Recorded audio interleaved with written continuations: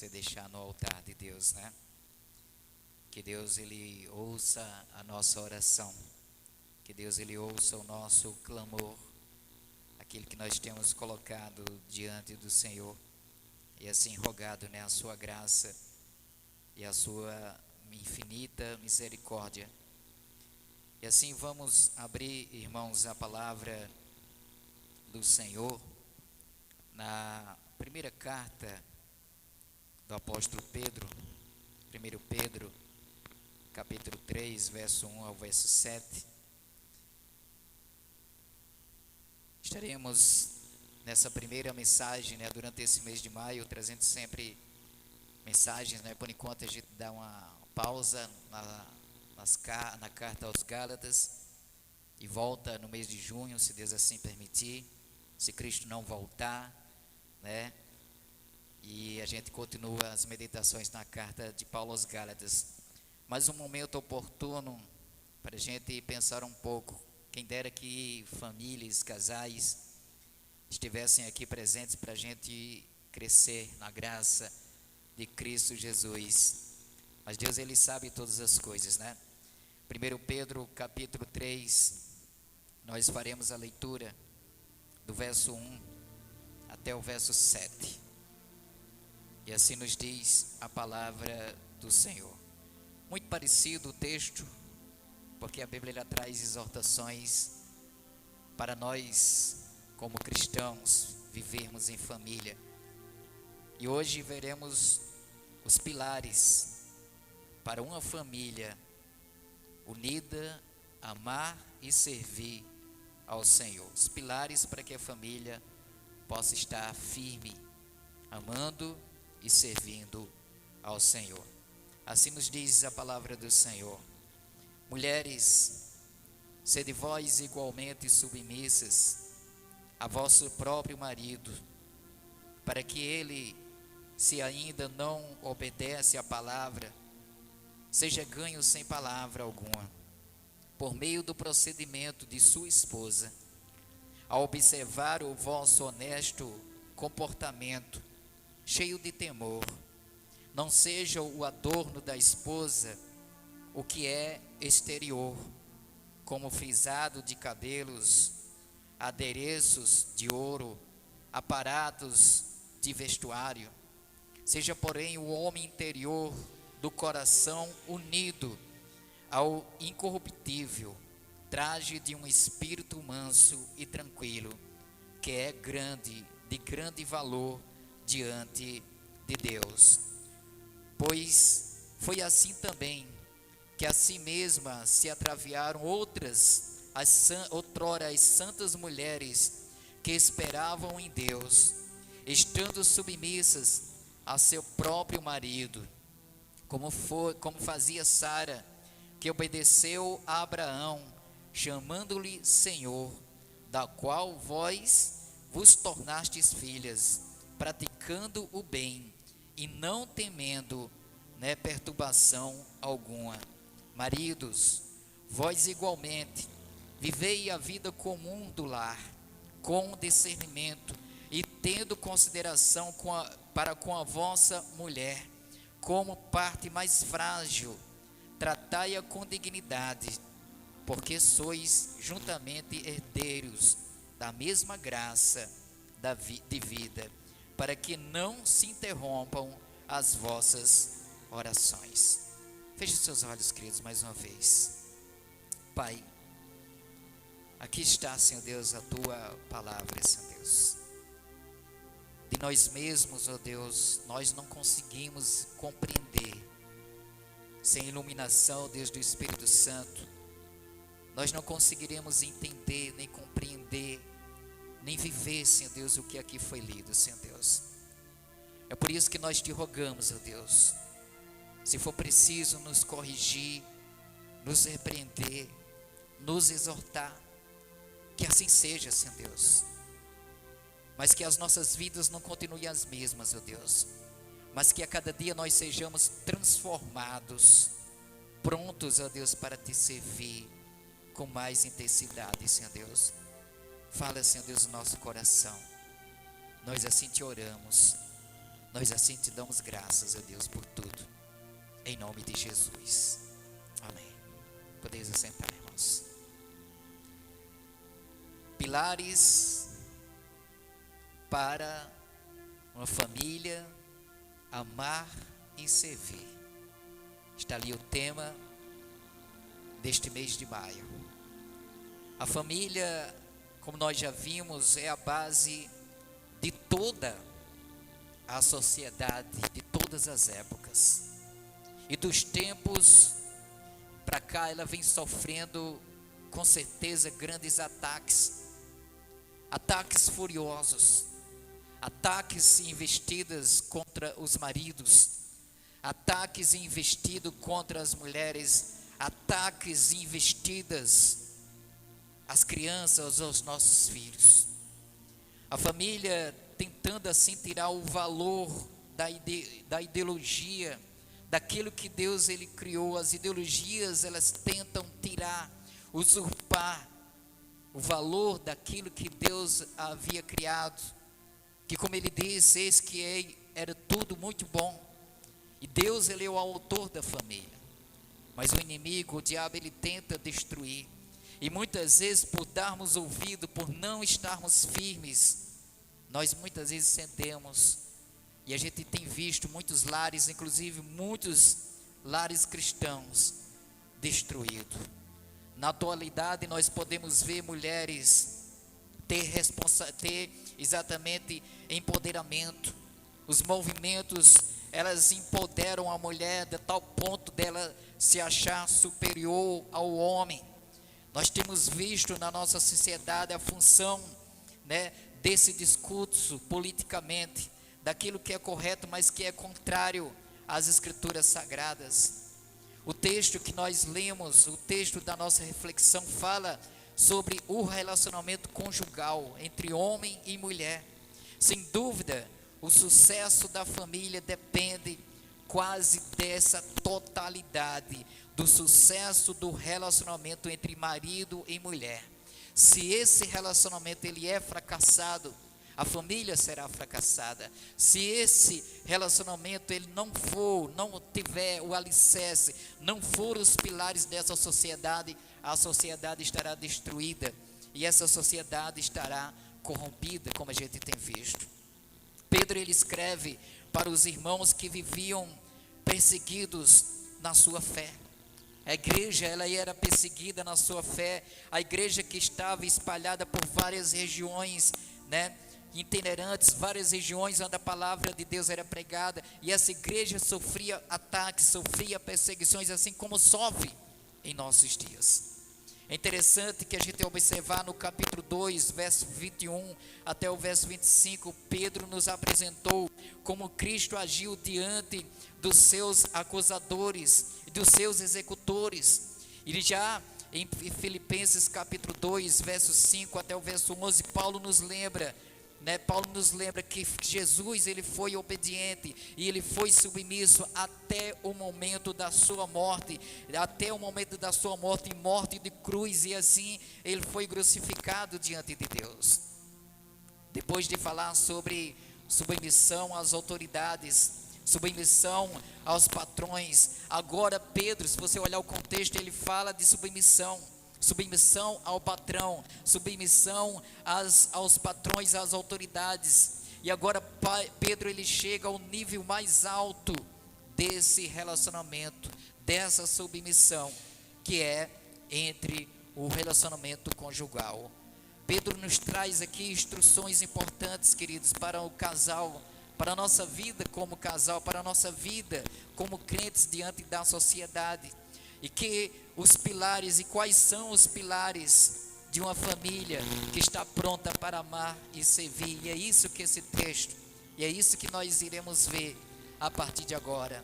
Em primeiro lugar, o primeiro pilar que nós podemos ver para que a sociedade esteja bem, para que a sua vida esteja bem, para que o seu relacionamento com a sua esposa, para que o seu relacionamento esteja em completa harmonia. O primeiro pilar é a submissão da esposa como pilar para a sua família amar e servir. Veja o que ele diz dos versos 1 Pedro vai mostrar isso do verso 1 até o verso de número 6. E veja que ele gasta 6 versículos para exemplificar. E aqui várias lições ele traz a exemplo dessa submissão. Se você levantar agora os olhos, hoje não, aqui não, né? Mas se você levantar os olhos para o restante da igreja, se você olhar muitas vezes para a maioria das igrejas, elas são compostas por mulheres. Hoje aqui nós temos mais homens, mas a maioria das igrejas, você pode olhar que elas têm muitas mulheres, né?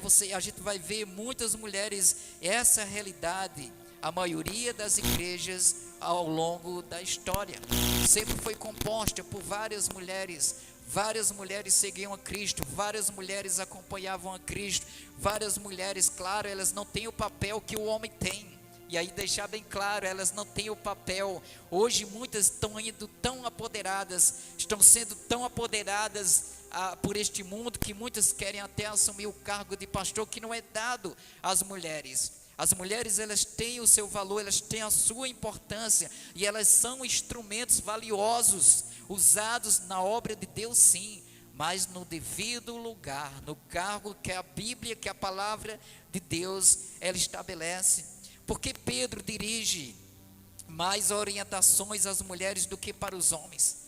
Porque Pedro, a gente vai ver, ele dirige mais orientações às mulheres do que propriamente aos homens. As mulheres sempre, interessante a gente pensar isso, as mulheres sempre enfrentaram mais problemas culturais do que nós, homens, isso mesmo. Elas eram vistas como objetos, né, diante da sociedade e nas leis. Antigamente elas eram vistas assim, apenas como objeto. Elas eram vistas como objeto diante da sociedade e nas leis. Elas não tinham vez, elas não tinham voz. Interessante, alguns filósofos afirmaram que as mulheres não precisavam, olha só, alguns chegavam até a afirmar que as mulheres não precisavam ser salvas, porque elas não tinham alma. Veja como a mulher era desvalorizada. Veja como antes de Cristo, as mulheres, elas não tinham tanto valor, tanta importância, ao ponto de alguns filósofos dizer, não, as mulheres não podem ser salvas porque elas não têm alma. Nas sinagogas, as mulheres, elas não podiam entrar, irmãos, nos tempos antigos. As mulheres não podiam entrar nas religiões pagãs que aceitavam as mulheres. Elas geralmente eram recebidas destaques e chegavam a serem sacerdotisas. Mas na verdade, elas eram usadas como prostitutas. E era assim, esse desvalor. E o cristianismo, interessante, mas quando chegou o cristianismo, a coisa começa a mudar. Não foi o movimento feminista que deu vez e voz às mulheres. Não é o movimento feminista, que não tem nada a ver, que não representa a maioria das mulheres na sociedade, mas foi exatamente quando o cristianismo chegou que as coisas começaram a mudar. No cristianismo a mulher e o homem, eles são iguais perante Deus. Ambos foram feitos à imagem e semelhança do Criador. E é isso que Pedro ele começa a mostrar. O pastor Hernandes Dias Lopes, só para a gente lembrar, o pastor Hernandes Dias Lopes, ele afirmou certa feita, né, que era comum naqueles tempos que a mulher seguisse a religião do seu marido. Se ele era cristão, a esposa também seria. Mas se ele era pagão, a sua esposa, né, e a sua esposa se convertesse, ela seria exatamente considerada infiel. Diante dessas coisas, Pedro traz algumas orientações à mulher. Veja, naquele tempo a mulher era obrigada. Se o marido era cristão, ela era obrigada a estar seguindo. Se o marido era pagão, ela tinha que estar ali acompanhando ele. E diante desse cenário, Pedro nos traz algumas orientações que servem como pilares para uma família estruturada, unida, amar e servir. Em primeiro lugar, Pedro diz que as mulheres deviam ser submissas ao seu próprio marido. Veja o que diz o verso 1. Mulheres, sede vós igualmente submissas a vosso próprio marido, para que, se ele ainda não obedecer à palavra, seja ganho sem palavra alguma por meio do procedimento de sua esposa. Veja como é forte esse texto. Veja como esse texto ele é magnífico, e é preciso a gente entender: a submissão, ela é um mandamento, irmãos, divino. Sendo submissa a mulher igual a de Cristo, a submissão da mulher igual à submissão de Cristo em relação de Deus. Isso mostra quando a gente vai lá em Filipenses 2, capítulo 2, versículo 5 em diante. Lá Paulo afirma que deve existir em nós o mesmo sentimento que houve em Cristo Jesus, e ele compara a submissão da mulher, a submissão de Cristo, a submissão da igreja para com Cristo, mostrando assim o papel como mandamento que a mulher ela tem diante da sociedade de submissão.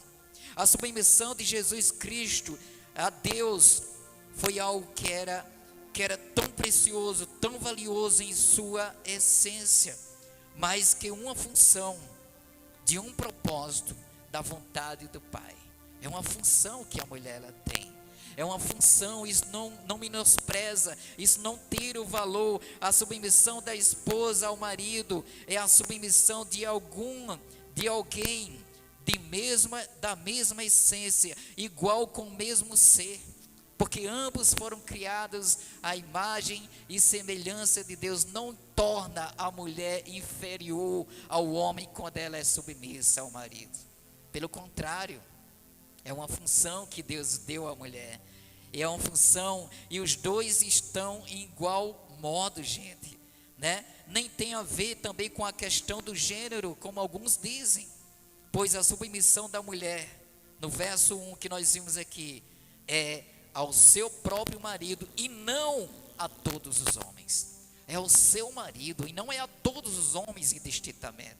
Pedro é bem claro, ele diz: mulheres, sede vós igualmente submissas a vosso próprio marido. Isso não quer dizer que a mulher vai ser submissa a todo homem, ela vai ser submissa ao seu próprio marido. Veja, ele diz algo interessante aqui: para que, se ele ainda não obedece à palavra, para que ele seja ganho sem palavra, com o exemplo, com o testemunho da mulher em casa. Para que, se aqui o caso o marido e a mulher for crente e o marido não for crente, para que ele seja ganho sem palavra alguma por meio do procedimento, irmãos, da sua esposa. Hoje a gente vê muitas vezes em muitas igrejas, né, e eu já vi relatos de pessoas que vivem sua vida conjugal, mas que se dedicam tanto, e aí estão errados, se dedicam tanto à igreja, se dedicam tanto às coisas de Deus e esquecem o seu lar. E muitas vezes o marido chega, não tem o almoço pronto, não tem uma roupa lavada. Mas eu estava cuidando das coisas do Senhor. Você estava sendo negligente. Primeiro cuide do lar, primeiro cuide da sua família, para depois cuidar da obra de Deus. Muitas vezes a gente inverte. Veja, ele diz: para que ele seja ganho, se ele ainda não obedece à palavra, ou seja, se ele ainda não é crente, para que ele seja ganho o quê? Sem palavras. Não precisa de confusão, não precisa de briga, não precisa de alardes, não precisa o marido estar discutindo, mas a esposa, ela ganha o marido sem palavras, por meio do seu procedimento como esposa. Veja que é um oposto da sociedade que a gente vive. Veja que é um oposto da sociedade dos casais da nossa geração, da nossa sociedade, o que a gente vive. Os casais não estão submissos a essa palavra, não estão longe dessa palavra. Mas ele diz, em segundo lugar, além da submissão, ele diz que o motivo dessa submissão é a evangelização. Versículo 1, parte B, e o versículo 2, ele diz assim: para que, se ele ainda não obedece à palavra, seja ganho sem palavra alguma, por meio do procedimento da esposa. Versículo 2: ao observar o vosso honesto comportamento cheio de temor. E é assim que a esposa ela ganha o marido. Não é com gritos, não é sendo negligente, não é não cumprindo a sua missão de esposa, mas ela ganha um marido que não é crente com o seu procedimento, observando para que ele vai observar o seu honesto comportamento cheio de temor, que é uma mulher temente, que é uma mulher que obedece, que é uma mulher que tem temor diante de Deus, e assim ela vai ganhar o seu esposo para Cristo, como a gente costuma falar, através do seu exemplo. Veja como isso está raro nos nossos dias. Veja como isso é muitas vezes raro nas nossas vidas. Há uma realidade nas igrejas de hoje, que havia nas igrejas nos tempos bíblicos: mulheres que se convertiam a Cristo e possuíam maridos não crentes. Então um cônjuge se converte, e se o outro não, deve-se acabar o casamento? Será que era isso que deveria acontecer? Será que se alguém se converte e o outro não, será que deve acabar o casamento para que ambos sigam a Cristo? Não. Você vai trazer o outro com o seu procedimento, com o seu honesto procedimento, cheio de temor, como a palavra de Deus diz. A mulher não deve querer salvar o seu marido, na marra, falando na sua cabeça, e muitas vezes trazendo assim um efeito contrário. Não é amarrando. Às vezes a gente até brinca ali com o irmão, para que ele traga a esposa, ele amarre a esposa, mas muitas vezes não é assim. Muitas vezes ele pode até ganhar a esposa com o seu procedimento, com o seu exemplo, com a sua dedicação, com o seu empenho, e assim também para todos os maridos que aqui estão e para aqueles que nos escutam. Nós podemos ganhar e vice-versa também, com o nosso procedimento. Não é sendo bravo, você não vai para a igreja por isso, e começa a esculhambar e começa a quebrar tudo. Não é assim, não é a força. A orientação aqui que Pedro ele nos dá é que tenha um comportamento, um procedimento honesto, respeitoso. Aqui o argumento é que a submissão da esposa ao marido, ela é um comportamento que demonstra temor a Deus, como nós vimos ontem no culto nos lares. Temer ao Senhor. Em terceiro lugar, o efeito dessa evangelização é um coração submisso. A mulher se submete, ela ganha o marido sem palavras, ela evangeliza o seu marido sem falar palavra alguma, com o seu comportamento, com o seu temor, com a sua dedicação. E qual o efeito dessa evangelização? Versículo 3 diz assim, não seja o adorno da esposa. E esse texto é muito mal entendido, pelos nossos irmãos. Ele diz, não seja o adorno da esposa o que é exterior, como frisado de cabelos, adereços de ouro, aparatos de vestuário. Versículo 4, seja porém o homem interior, do coração unido ao incorruptível traje de um espírito manso e tranquilo, que é grande valor diante de Deus, que é de grande valor diante de Deus. Interessante que muita gente, querido, usa esse texto para afirmar que a mulher não pode se arrumar. Infelizmente é uma má interpretação nesse texto. Muitos cristãos usam esse texto para dizer, olha, a mulher não pode usar o brinco, olha, a mulher não pode usar um batom, a mulher não pode cortar o cabelo, a mulher não pode fazer isso, a mulher não pode fazer aquilo, porque a Bíblia está dizendo. Não, a Bíblia não está dizendo isso. E muitas vezes tem muitos cristãos que, desculpem-me, mas parecem umas barangas. Tem muitas pessoas que se dizem crentes, e muitas vezes eu estava dentro do estúdio de rádio, e muitas vezes não aguentava, não suportava o mau cheiro, infelizmente, porque vivem uma vida negligente, porque são levadas a entender, a interpretar o texto erroneamente. Não é isso que está dizendo o texto. Pedro não está dizendo que a mulher não pode se arrumar, ela deve se arrumar, ela deve se cuidar sim para o seu marido. Veja, a ideia de Pedro é que a mulher não perca o foco da sua salvação, de seu marido, e para esta meta fique linda exteriormente, sem ser linda exatamente interiormente, ela precisa ser linda exteriormente, se vestir bem, andar bonita, cheirosa, mas também o interior dela tem que ser assim. Veja, ele está fazendo uma comparação, não é apenas o exterior que tem que estar bonito, como muita gente, né? É o exterior e é o interior que tem que estar bonito. Veja a palavra de Pedro no verso 4, ele diz: seja porém o homem interior, né? O homem interior, de coração unido ao incorruptível traje de um espírito manso, tranquilo, que é de grande valor diante de Deus. Veja, é isso que ele está dizendo. Não seja apenas uma capa, não seja apenas uma figura. Aquilo que você é por fora, aquilo que você é por dentro, vai demonstrar o que você é por fora. Não é apenas ser uma coisa e por dentro ser outra. É isso que ele está dizendo. Ele não está dizendo que as mulheres não podem se arrumar, como ele diz aqui no versículo 3, não seja o adorno da esposa o que é exterior. Não seja apenas isso, não seja apenas o frisado do cabelo, não seja apenas os aparatos de ouro, os anéis, os brincos, as argolas, seja lá o que for. Não seja apenas isso, ele está dizendo, mas ele não está proibindo.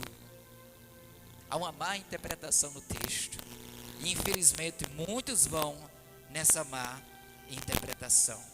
Pedro termina os seus conselhos às mulheres, dando o exemplo de mulheres do passado. Veja o exemplo que ele dá do passado, o exemplo de Sara. Qual era o respeito que Sara ele tinha para com Abraão, a tal ponto de chamá-lo de Senhor. Sabe por quê? Porque ela temia ao Senhor, porque ela obedecia, porque ela era uma mulher temente. Não apenas era um exterior, mas o interior dela, ela estava submissa a Deus, submissa ao seu próprio marido. E é assim que Pedro ele termina esse conselho, falando exatamente que, no casamento foram abençoados por causa deste modo que elas procederam, sendo submissas ao Senhor. E uma vez submissas ao Senhor, elas eram também submissas aos próprios maridos. Talvez quando a gente olha e você ouviu isso, talvez você diga, se a sua esposa estivesse aqui, você diria: olha aí, está vendo? É para você. Olha aí, está vendo? É para você. Só que a palavra de Deus traz o conselho para a mulher, mas traz também para nós. Mas traz também as orientações para nós, assim como as mulheres têm que ser tudo isso aqui que nós ouvimos. E como pilar do lar, ela é submissa. Esse pilar vai sustentar junto com o outro. No ponto número 2, com dos maridos. Como os maridos demonstram a sua submissão a Cristo. Esse é o segundo pilar para uma família unida, amar e servir ao Senhor. Verso 7 diz assim para nós: maridos, vós igualmente vivei a vida comum do lar, com discernimento, e tendo consideração para com a vossa mulher, como parte mais frágil, tratai-a com dignidade, porque sois juntamente herdeiros da mesma graça de vida, para que não se interrompam as vossas orações. Toda vez que a gente fala de mulher, talvez a gente acha bom. Toda vez que o pastor ele fala de assunto, ele entra na mulher e cobra da mulher, talvez nós achamos bom, mas a Bíblia também cobra de nós como homens. Embora algumas orientações nos versos anteriores eram dirigidas às mulheres que tinham exatamente seus maridos não crentes, aqui no verso 7, como os maridos são crentes, tudo indica que suas esposas também eram crentes. Veja, Pedro então ele orienta que os maridos eles sejam sensíveis às suas esposas. Eles não podem se tornar rudes com suas esposas, ao dizer: maridos, vós igualmente. Quando ele diz maridos, vós igualmente, que ele falou de submissão. E assim como a mulher submissa, o marido ele não pode ser rude, ele não pode ser grosso. Pedro estava dizendo que os maridos também nós também temos a nossa responsabilidade diante de Deus e de suas esposas. Nós temos responsabilidades diante de Deus e diante das nossas esposas. Qual é a função do marido? A função do marido é a mesma de Cristo. Veja a responsabilidade, queridos, que nós temos. A função do marido é a mesma que Cristo ele teve. E qual foi a função de Cristo? Assim como Cristo se deu a sua vida pela sua igreja, o marido deve dar a sua vida pela sua esposa. A função do marido no casamento, embora exerça a liderança, é uma liderança servil, que serve. O marido, ele é a liderança, mas ele é uma liderança servil, que está ali para servir, assim como Cristo serviu a igreja, assim como Cristo se submeteu. O marido serve a esposa, assim como Cristo serviu para a igreja. Charles Spurgeon, ele afirmou o seguinte, afirmou que é mais fácil a mulher ser submissa ao marido do que o marido amar a sua esposa como Cristo amou a sua igreja. E é verdade. Às vezes é muito mais fácil a mulher se tornar submissa do que o próprio marido amar com tal grau de intensidade, assim como Cristo ele amou a sua igreja. E será que você ama a sua esposa assim como Cristo ele amou a sua igreja, a tal ponto que ele se entregou por ela, meu irmão? Será que os casais que estão aí, será que amam a sua esposa a tal ponto de entregarem a sua vida, assim como Cristo entregou a sua vida em prol da sua igreja, em prol de cada um de nós? Pedro ele diz que nós devemos viver, em primeiro lugar, viver a vida comum do lar com discernimento. O marido ele deve viver a vida comum do lar com discernimento. Meus irmãos, esta orientação é fantástica. Quando nós olhamos para essa orientação de Pedro, é fantástica. Quando a gente olha o revolucionário para a nossa época, Pedro está dizendo que o marido não pode ser ausente. Pedro está dizendo que nem eu, nem você, como marido, nós devemos ser ausentes do nosso lar, da nossa esposa. Vivei a vida comum do lar com discernimento, com sabedoria, com entendimento. O marido, ele não é aquele marido ausente. O marido, ele não é aquele marido que ele passa mais tempo envolvido com outras coisas do que propriamente com a esposa. O marido não é aquele marido que ele trabalha o dia inteiro e ele chega e além dele dar atenção, dele estar ali com a esposa, dele ter aquele momento de conversa, que ele pega a sua tela, que ele pega o celular, que ele ali gasta tempo, ao invés de investir tempo com a sua esposa, com a sua família. Ele não é esse tipo de marido. Esse tipo de marido, ele não agrada a Deus. O marido, ele deve viver a vida comum do lar, veja, com discernimento. Eu tenho que ter discernimento, irmãos.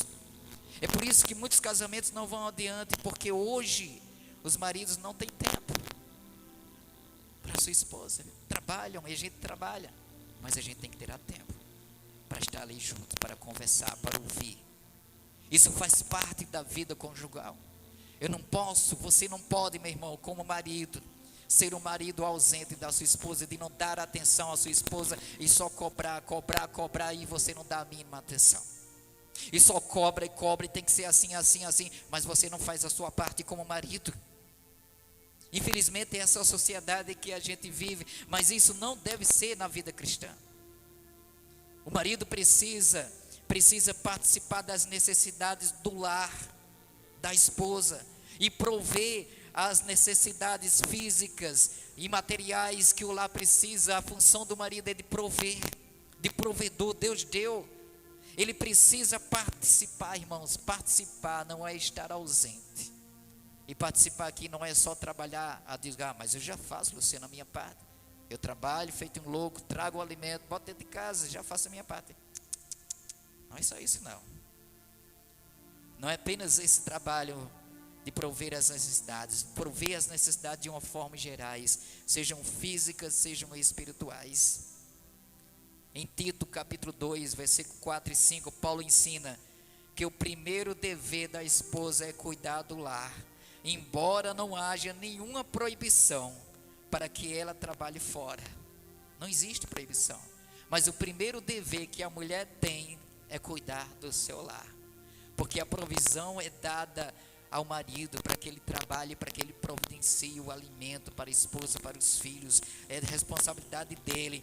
Mas Pedro lembra que o marido precisa participar da vida da esposa e da sua família, dos seus filhos, na educação.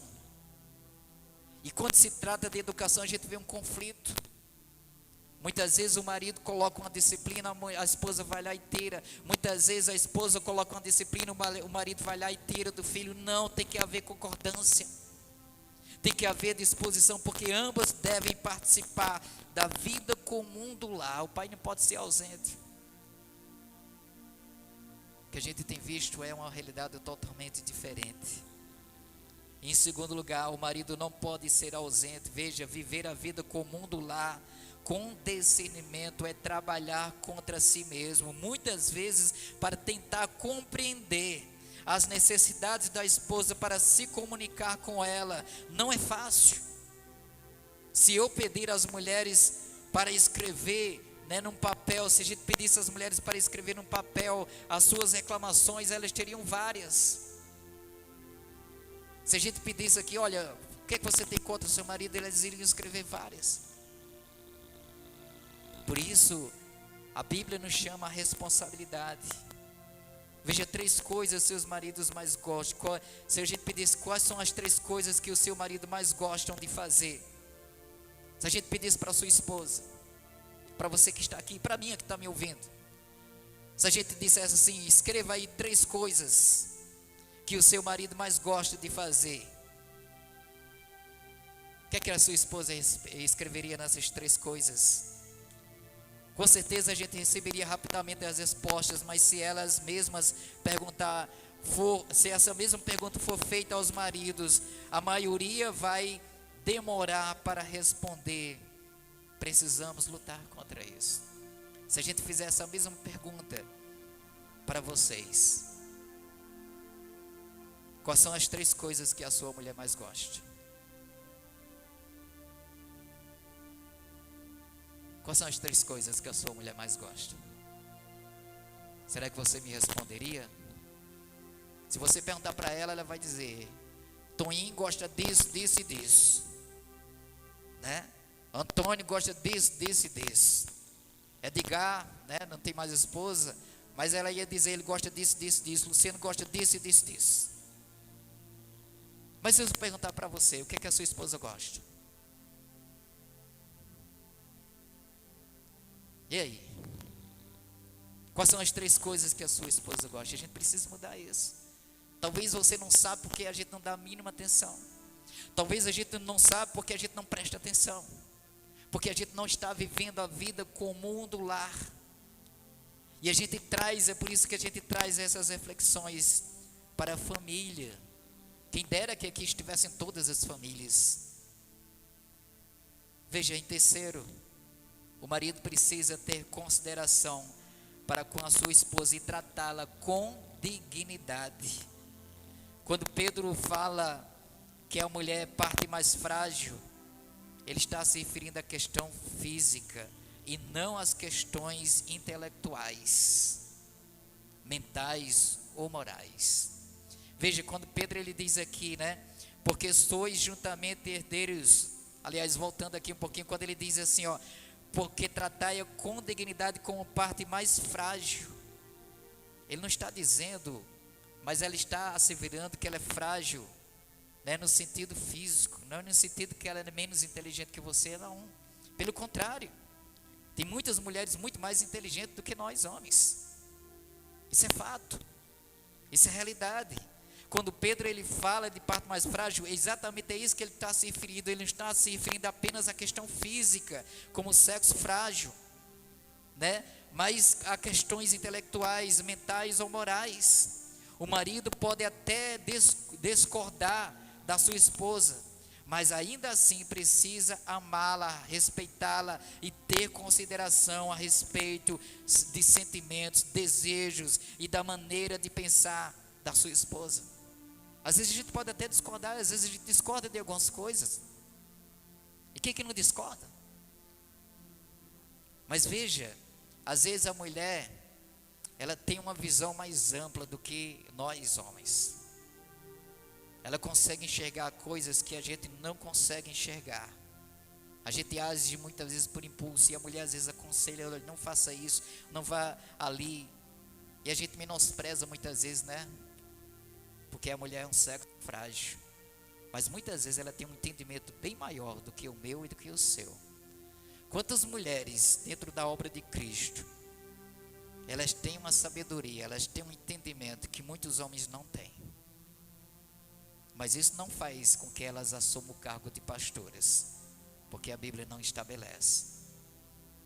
O marido, ele tem que tratar, tem que ter consideração para com a sua esposa como parte mais frágil. Tratando assim com dignidade e com respeito, ele deve respeitar, ter consideração dos seus sentimentos, dos seus desejos. E é assim que o casamento, ele constrói os pilares para uma família unida a cada dia para amar e servir.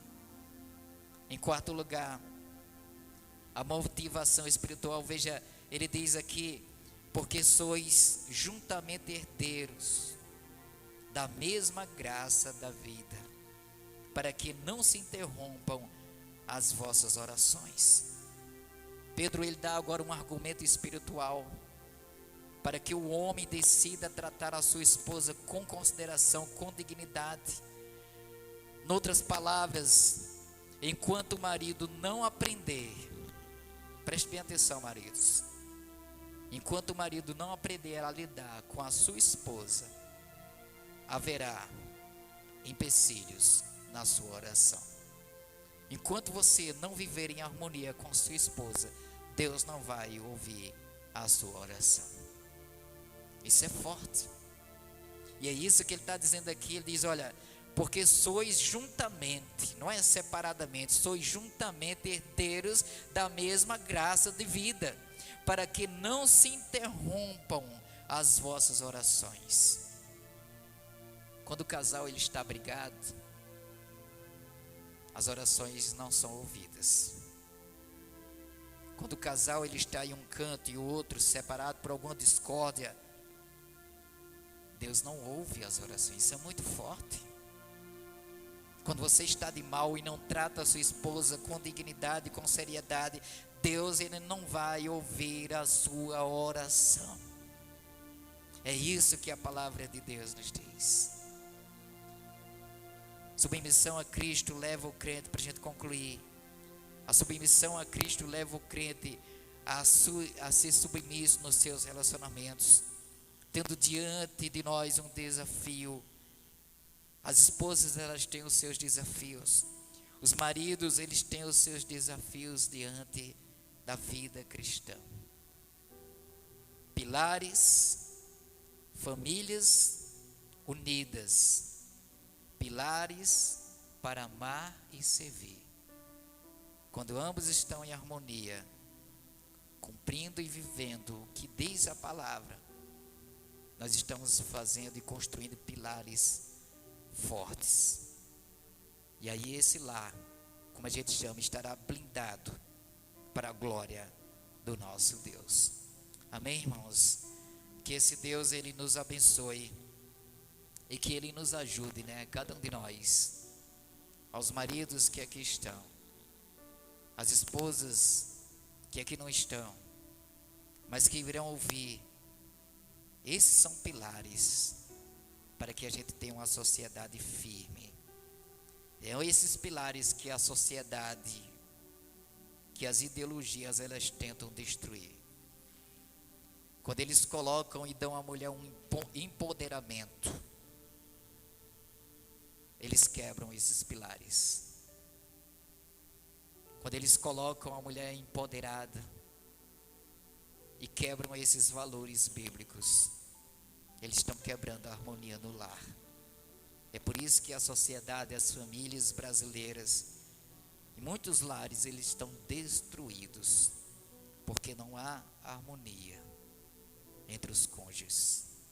Que Deus em Cristo nos abençoe e que Ele nos ajude a vivermos em família para a glória de Deus. A base dessa sociedade, essa sociedade está doente, porque a família está destruída. Se a família estiver bem, a sociedade está bem, os filhos estarão bem, todos estarão bem.